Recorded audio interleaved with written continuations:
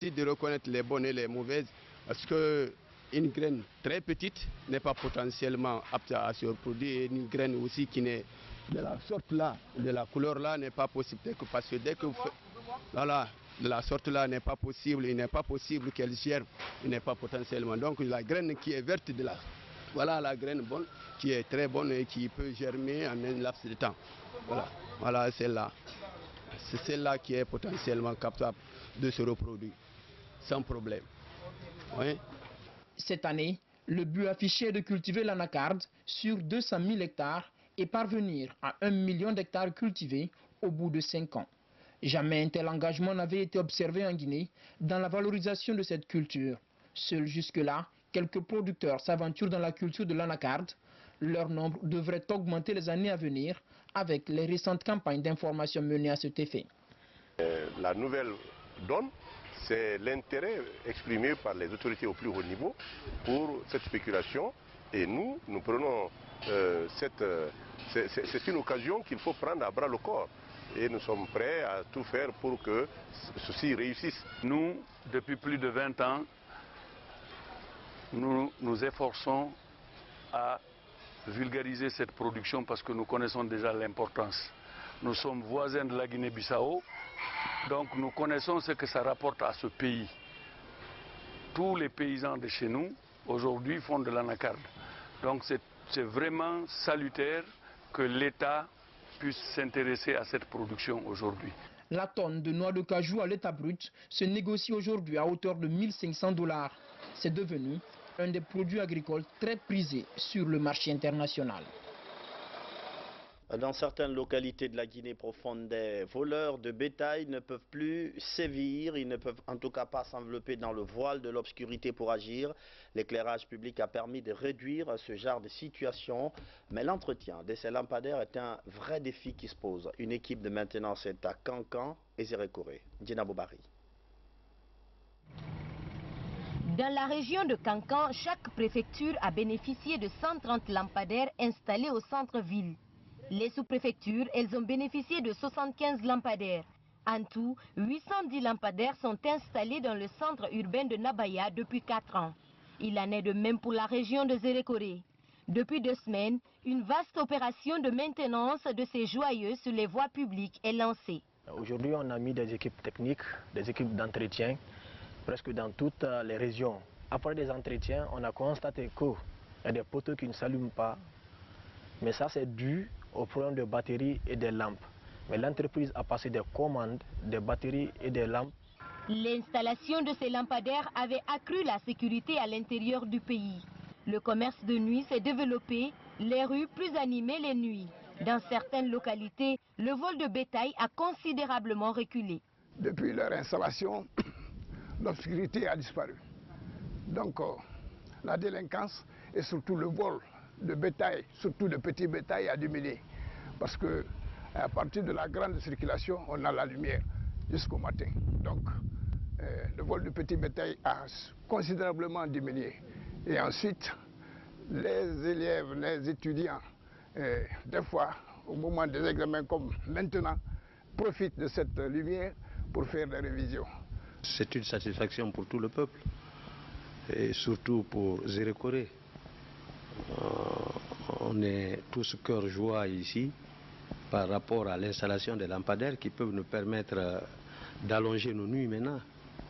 Et ensuite qui peuvent permettre à chaque communauté de se retrouver à un lieu, échanger. L'État guinéen et la société ADS qui garantit la maintenance des lampadaires envisagent de couvrir tout le pays. Un programme de maintenance est établi. Mais l'administration locale et bénéficiaires sont invités à veiller sur ces lampadaires qui participent à améliorer la vie dans l'arrière-pays.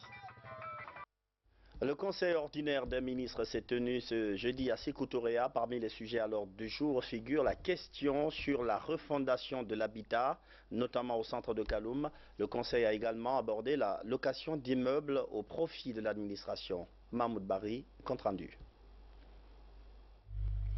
C'est sous la présidence du chef de l'État, professeur Alpha Koundé, que s'est tenu le conseil ordinaire des ministres au palais Sékou Touré. Au dire du ministre de la Jeunesse, 4 points étaient à l'ordre du jour.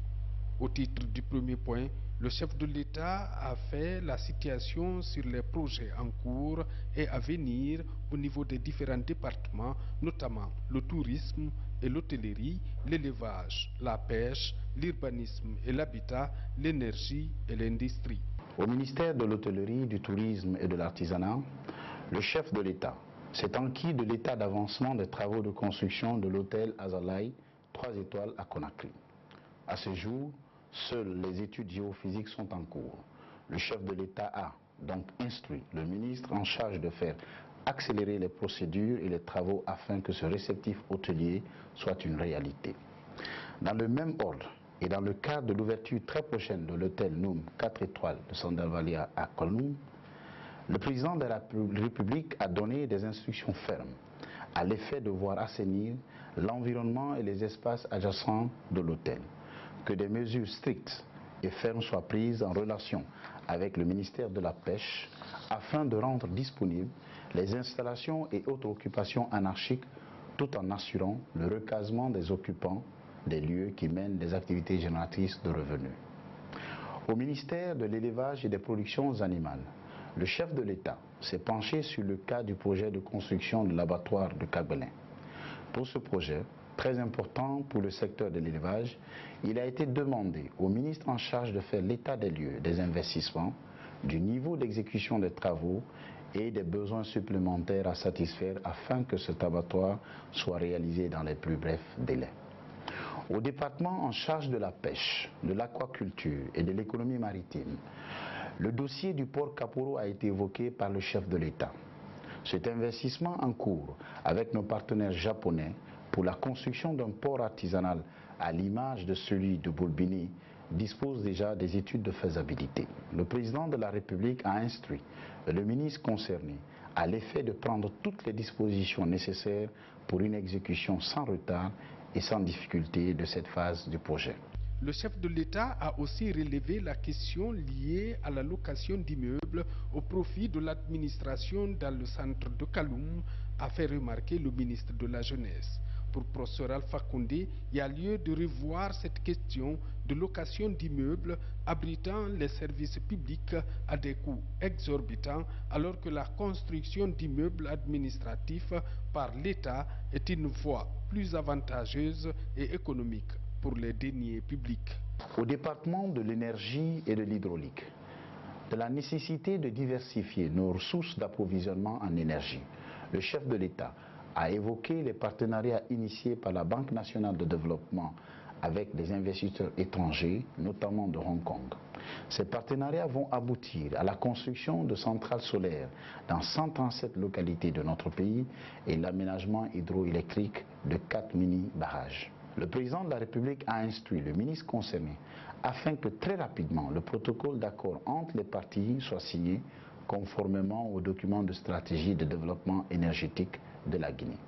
Ensuite, le Premier ministre chef du gouvernement a fait un compte-rendu de la session du Conseil interministériel du jeudi 7 juin 2016. Selon le ministre de la Jeunesse, au titre des comptes rendus, le ministre de l'Industrie, des PME et de la promotion du secteur privé a indiqué la mise en place d'un comité interministériel de relance de Salguidia et la ministre de l'Environnement, des Eaux et Forêts a rendu compte de la commission interministérielle sur le programme d'organisation de la campagne de reboisement 2016.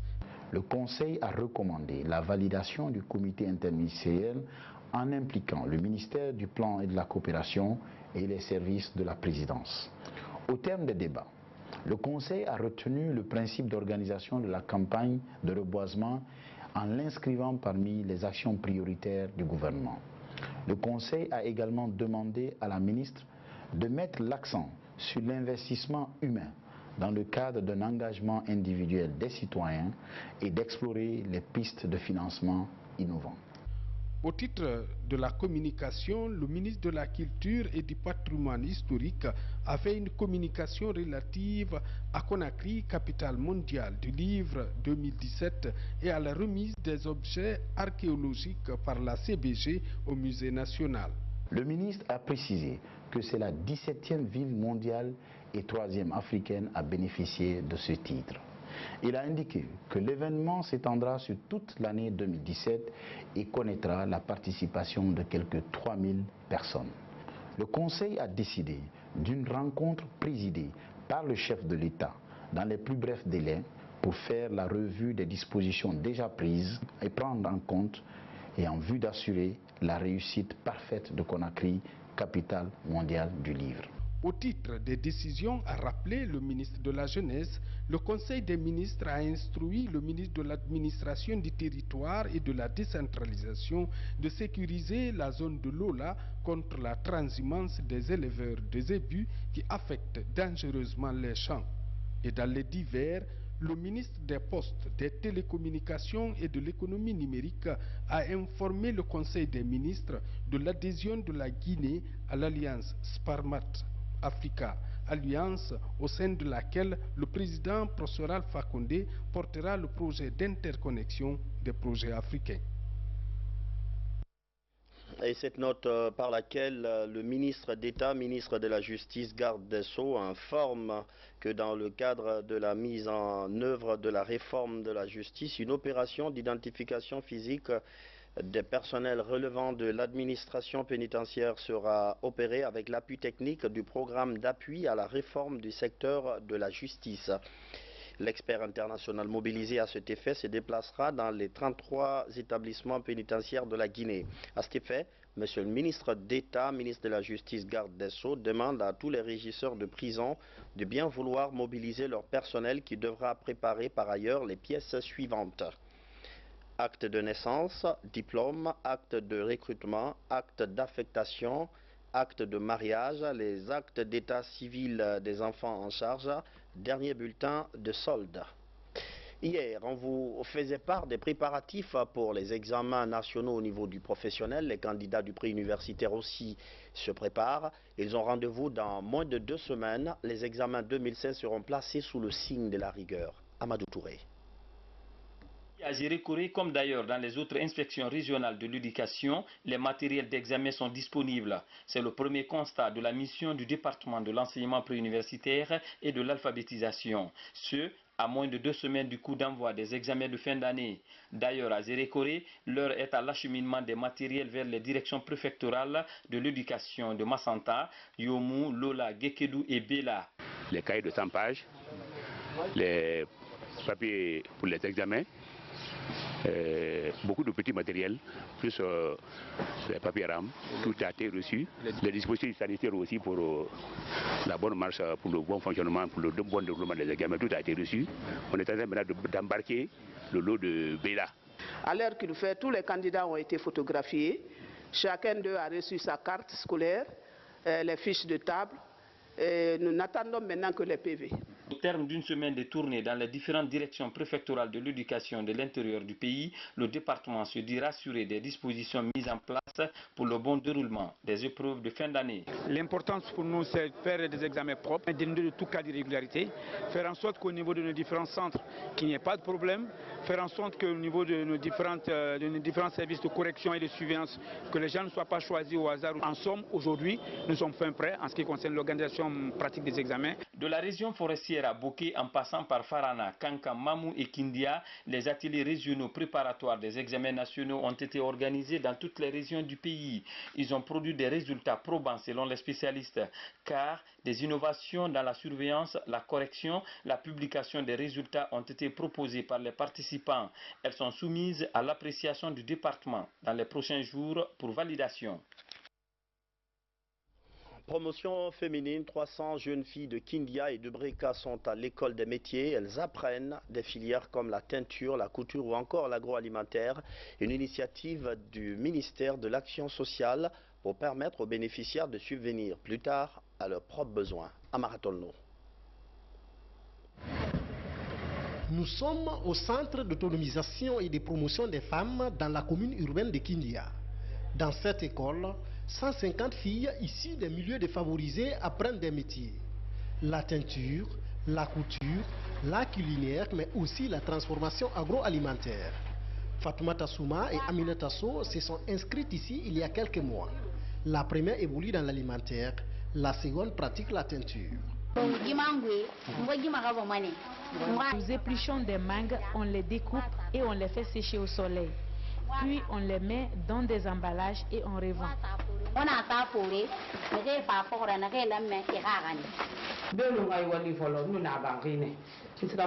Avant, je ne faisais rien et je restais toujours à la maison. Mais depuis que j'ai appris ce métier, je parviens à satisfaire mes petits besoins. Et j'encourage toutes les filles à venir ici.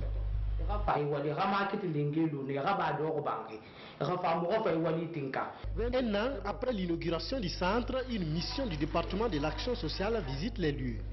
Elle vient s'enquérir du niveau d'apprentissage des filles. J'apprécie leur travail. Vraiment, elles sont en train de bien travailler et je les encourage. Parce que l'autonomisation dont nous parlons à tout moment passe par l'apprentissage des métiers. On ne peut pas parler de l'autonomisation sans l'apprentissage de métiers. Donc nous devons faire l'égalité des chances maintenant une réalité. Après Kindia, nous voici dans un autre centre d'autonomisation et de promotion des femmes, celui de Dibrika. Là aussi, 150 autres filles ont décidé de prendre désormais leur destin en main à travers les mêmes métiers. Je suis dans ce métier-là, ça fait 1 an. Je remercie l'État et je remercie les gens qui ont financé pour nous. Nous avons suivi la formation très bien. On a bien fait le travail et on a commencé à travailler aussi. Avec ces centres, le ministère de l'Action sociale entend faire de la femme guinéenne un véritable moteur de développement socio-économique. L'école guinéenne a décidé d'innover. Certaines pratiques de la vie courante devraient bientôt faire leur entrée dans les programmes de l'enseignement supérieur comme filière. On pense notamment à la gouvernance et à la gestion électorale. L'idée, c'est de renforcer la pratique de la bonne gestion dès l'université. Francis Collier sur le cas précis d'une université de la capitale. C'est une signature d'accord de convention pour la création d'un master en gouvernance et gestion électorale. Un accord qui met en partenariat la Fondation internationale des systèmes électoraux AFS et l'Université internationale Cheikh Modibo Diarra. Ce nouveau programme vient renforcer la filière des sciences politiques. Nous lui avons assigné comme première tâche de conduire au master un grand nombre de jeunes, mais aussi un grand nombre de fonctionnaires qui opèrent au nom, dans l'intérêt de notre pays, dans tous les coins de la Guinée. Ce partenariat, les autorités le veulent fécond pour le renforcement de la formation universitaire dans le pays. Cet accord est très important pour nous parce que nous croyons que la promotion de la gouvernance est quelque chose de majeur et d'essentiel dans le développement des esprits. Et donc nous ferons tout ce qui est en notre possible pour mettre à la disposition, n'est-ce pas, de l'Institut, pour mettre à disposition des étudiants avec l'Institut les ressources qui sont à notre disposition, les ressources intellectuelles, peut-être matérielles aussi, ici et là, pour s'assurer que, n'est-ce pas, ce master-là soit un véritable. Cet accord de convention lance l'appel à candidature pour le nouveau programme de master en gouvernance et gestion électorale, une démarche qui vise la qualification de l'enseignement supérieur guinéen. Les travaux de l'ONU aux États-Unis. Cette fois-ci, les participants ont planché sur la lutte contre le sida. Éradiquer la pandémie d'ici 2030, c'est l'objectif, mais comment y parvenir? Les participants veulent, dans un premier temps, rompre la chaîne de propagation. Fatoumata Samora. Dans la salle de l'Assemblée générale des Nations unies à New York, les dirigeants du monde réfléchissent à comment mettre définitivement fin à l'épidémie du VIH-Sida. D'abord, ils examinent les progrès réalisés dans la mise en œuvre de la déclaration d'engagement sur le VIH-Sida. Cette déclaration faite solennellement en 2011 engage l'ONU et ses 193 États membres à éliminer la pandémie du siècle. Ensuite, ils adoptent une nouvelle politique. 90% des personnes qui vivent avec le VIH doivent connaître leur statut et 90% des personnes qui connaissent leur statut doivent être mises sous traitement et 90% de ces personnes mises sous traitement devraient avoir une charge virale supprimée. Des avancées significatives sont accomplies dans la lutte contre le sida. Ici, tous saluent la rupture de la chaîne de transmission de la mère à l'enfant, l'augmentation du nombre de personnes sous traitement antirétroviral et la stabilisation du taux de contamination au VIH-Sida. Cependant, il convient aussi que le sida continue d'être un problème majeur de santé publique. Fatoumata Samora, notre correspondante basée à New York. Je rappelle que le virus a été découvert en 1981 et que depuis, il a fait plus de 34 millions de morts.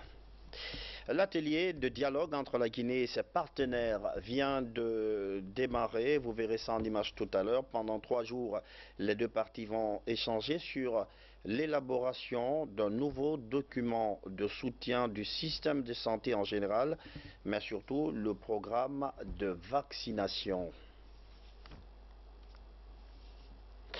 La santé toujours, l'insuffisance rénale. L'unique centre de traitement était en rénovation. Les travaux sont presque terminés. C'est le centre d'hémodialyse de Donka. Bientôt la fin du calvaire pour tous ceux qui souffrent de cette pathologie. Rose Soinampocho. La quarantaine en moyenne, ces personnes souffrent d'une insuffisance rénale. Chaque semaine, elles se rendent au centre d'hémodialyse pour se faire nettoyer le sang. C'est le cas de cette dame qui souffre de cette pathologie il y a 4 ans. Depuis, elle suit un traitement appelé dialyse. Je viens ici 2 fois par semaine, depuis 2006. Si tu ne fais pas la dialyse là, une semaine là, tu seras pourri à la maison presque. Ton visage sera rempli. Tu ne vas pas au sel.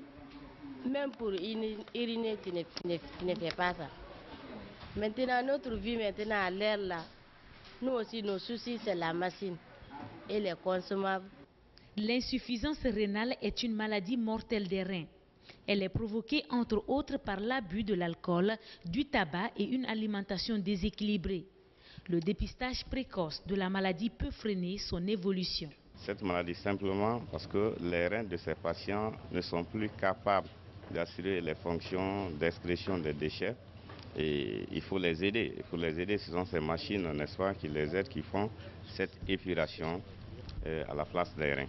Vous trouverez qu'à peu près, il y a 70-80 de nos patients sont hypertendus sur les 90. Donc la première cause, c'est l'hypertension. Vous avez aussi le diabète. Le centre d'hémodialyse de Donka est le seul établissement public du pays où les malades sont pris en charge gratuitement par l'État.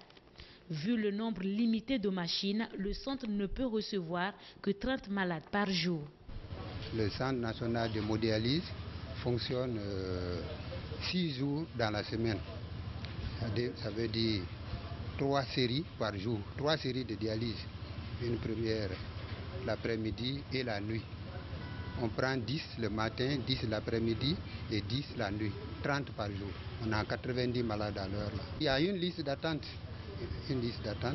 et où nous sommes limités, on n'a que 10 machines, donc 30 le matin. C'est ce qui fait qu'on fait 3 séries. Dans le monde, un adulte sur 10 souffre d'une insuffisance rénale. En Guinée, à défaut de statistiques officielles, les médecins parlent d'une évolution constante de la maladie. Pour répondre aux besoins des patients, le gouvernement guinéen a pu mobiliser un fonds spécial destiné à la construction d'un nouveau bâtiment. L'infrastructure va renforcer les capacités du centre d'hémodialyse de Donka. Ce bâtiment que vous voyez, c'est un bâtiment d'extension du centre d'hémodialyse. Donc dans ce bâtiment, vous avez à peu près tout. Il y aura 2 centres d'hémodialyse. Il y aura également au premier étage des centres d'hospitalisation, des salles d'hospitalisation et au deuxième, une salle de formation plus aussi certains bureaux. Avec l'extension là, donc on pense que nous pouvons prendre par jour peut-être 60 patients. Donc si on a 30 ici par exemple, ou même 10 machines ou 15 machines plus les machines que nous avons, ça veut dire que nous pouvons prendre par jour 50 patients, voire même plus.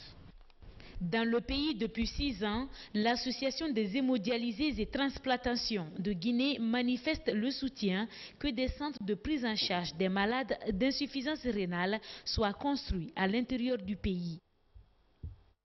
Le 4e jour de Ramadan en Guinée, beaucoup de structures privées ont réaménagé les horaires de travail, un temps réduit pour permettre au personnel de se libérer un peu plus tôt. Dans les services publics, on parle d'arrangement social. Qu'est-ce que ça veut dire? Reportage de Baba Kouyaté. Depuis le début du mois saint de Ramadan, considéré comme un mois de pardon et de pénitence pour les musulmans, le rythme du travail dans les services publics et privés tourne au ralenti. Dans les services publics, le constat révèle qu'à partir de 13 h, les travailleurs, en majorité femmes, quittent leur service pour rejoindre leur foyer. Pourtant, aucun texte administratif n'a légiféré l'attitude. Selon plusieurs sources, l'importance du mois de Ramadan pour les musulmans, l'embouteillage interminable constaté à Conakry depuis le début de ce mois de pénitence aurait occasionné un arrangement social entre les chefs de service et leurs agents. Dont la majorité de la population est musulmane, je pense que c'est tout à fait normal. On doit rechercher. C'est bien, d'une part, nous devons travailler, servir l'administration. Nous ne devons pas laisser l'administration dire que c'est le mois, on ne va pas servir dans l'administration. Mais on peut venir travailler un petit moment et profiter aussi, aller préparer pour la famille, pour avoir des bénédictions. Dans les institutions privées et bancaires, en ce mois saint de Ramadan, les horaires de travail ont été réaménagés. On a reçu au niveau de l'APB, entendez, Association professionnelle des banques en Guinée, on a reçu un avis pour signifier que le personnel et la clientèle, il y aura une réorganisation des horaires pendant le mois de Ramadan. Bon, ce qui motive, je pense que bon, la Guinée est en majorité musulmane, ça permet peut-être à notre personnel de mieux se concentrer au niveau du mois de Ramadan. Ce manque de clarté et de précision dans les textes administratifs s'ajoute au pléthore du personnel non posté dans les services publics, ce qui de coup vide les services publics dans l'après-midi. Tout un défi qui s'impose aux spécialistes de la réforme administrative. Il y a un objet qui est très prisé en ce mois saint, c'est le cure-dent. Certes, tout le monde ne l'utilise pas, mais beaucoup s'en servent à cause, dit-on, de ses vertus médicinales. Certains fidèles le préfèrent même à la brosse à dents pour son côté naturel. Fodé Bangoura, Ousmane Ba nous parle du cure-dent. Bessé ou brosse à dents traditionnelle est une plante herbacée dont la tige est utilisée pour se curer les dents. Une fois mâchée dans les cavités buccales, elle sécrète un liquide souvent fade qui renforce la gencive et débarrasse la langue de ses impuretés, selon certains spécialistes. Beaucoup de personnes s'en servent surtout en cette période de Ramadan, avant et après la prière. C'est un acte que nous devons faire avant chaque prière. C'est ce que le prophète sallallahu alayhi wa sallam faisait. Le cure-dent est donc une sunna du prophète Mohammed sallallahu alayhi wa sallam. En le faisant, vous êtes en train d'accomplir ici un acte d'adoration qui a une très grande récompense. Mais il faut aussi rappeler que lorsqu'il s'agit du mois de Ramadan, il faut qu'on évite d'avaler n'importe quel produit. Donc c'est pour cela que quand on utilise les pâtes dentifrice, ici, nous sommes un peu en danger. Mais tant que la pâte n'a pas traverser la gorge, ce qui veut dire que nous pouvons... Des propos semblent corroborer à la vision scientifique. Pour ce médecin dentiste, le cure-dent traditionnel a toute sa place dans nos sociétés. Dans la substance des écorces, des produits qui seraient d'un apport antiseptique pour désinfecter la cavité buccale. C'est une technique très utilisée dans nos communautés de façon traditionnelle qu'il faut naturellement pas supprimer mais utiliser avec beaucoup de précaution parce qu'elle n'est pas parfaite quand même pour l'hygiène bucco-dentaire. Ce type de plante adaptée au milieu aride est l'un des immenses trésors que cache notre Dame Nature.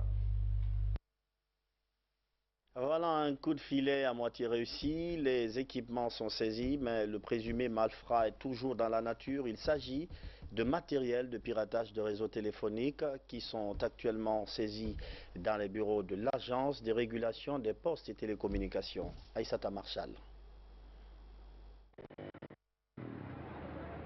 À l'étage 7 de l'immeuble Sony, des équipements de haute technologie sont retrouvés par l'autorité de régulation des postes et télécommunications. L'opération serait contraire aux règles en la matière. Un coup de filet réussi grâce aux efforts de l'ARPT qui se fixe pour objectif la lutte contre la fraude. On assiste à une perquisition dans un immeuble du centre-ville et dans un appartement où il y a des installations frauduleuses. Et ces installations permettent de détourner le trafic international et ce qui a des conséquences néfastes non seulement sur la qualité des réseaux, mais aussi des conséquences sur les finances des opérateurs. Composés de Simbox et autres accessoires, ces équipements sont précisément logés dans l'appartement 702. Selon les informations, le locataire est de nationalité chinoise. Il y a 2 ans, il est parti de la Guinée. Ce tarif pourtant impacte sur le revenu de l'État dans le domaine des télécoms. À peu près 200 SIM serveurs. Si nous prenons en moyenne 20 minutes par SIM et vous multipliez ça par 228 ou 0,28 centimes US par minute, on est autour de 112 000 $ par jour. Le propriétaire de l'immeuble est invité à l'ARPT pour des renseignements concernant son locataire. L'édifice est sous contrôle. Il attend d'être fouillé systématiquement dans les jours qui suivent. Je rappelle que l'RPT a ce soir aussi démantelé un autre réseau, des gens qui seront mis à la disposition de la justice et éléments donc sur lequel nous reviendrons un peu plus tard. C'est la fin de cette édition d'information. Merci de votre fidélité à la télévision guinéenne. Bonsoir.